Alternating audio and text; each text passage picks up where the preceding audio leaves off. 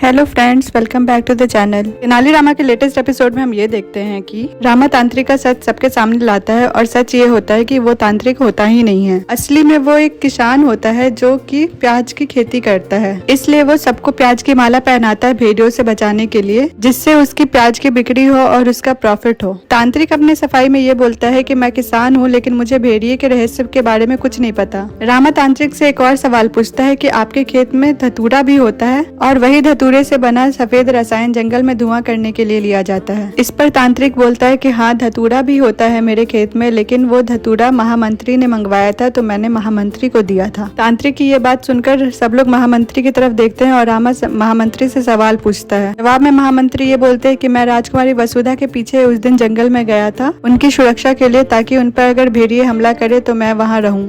फिर महाराज राजकुमारी वसुधा को बुलाते हैं। राजकुमारी वसुधा सबको ये बताती है कि वो जंगल में भेड़िए का सच जानने के लिए गई थी, और वो ये भी बोलती है कि उनका शक सेनापति शिवप्पा पर है। फिर रामा सेनापति शिवप्पा से पूछताछ करता है, लेकिन उसका कोई फायदा नहीं होता है, क्योंकि सेनापति शिवप्पा को कुछ भी याद नहीं होता है। इतने में ही अम्मा और शारदा रोते रोते दरबार में आती है और बोलती है पद्मा को भेड़िए ले गए। सब लोग ये सुनकर चौंक जाते हैं और गुरु तथाचार्य रामा पर इल्जाम लगाते हैं और बोलते हैं कि आपके बेफिजूल के सवाल जवाब करने के बीच में देखिए क्या हो गया। अगर हम इसके बजाय भेड़िए पे ध्यान लगाते तो हमारे राज्य के लोग भेड़िए से बचे होते। गुरु तथाचार्य की ये बात सुनकर महाराज भी उनका ही साथ देते हैं और रामा को बेफिजूल के सवाल जवाब करने में समय व्यर्थ करने का इल्जाम लगाते हैं। रामा अपने लिए सफाई दे रहा होता है, उतने में ही महाराज उसे चुप करा देते हैं। अब मैं खुद जाऊंगा भेड़िए के पीछे का रहस्य जानने के लिए, और उसके पीछे जो भी होगा उसको मेरी तलवार का सामना करना पड़ेगा। रामा महाराज से विनती करता है कि उसे भी अपने साथ ले जाएं। महाराज रामा की बात मान जाते हैं। फिर हम देखते हैं महाराज,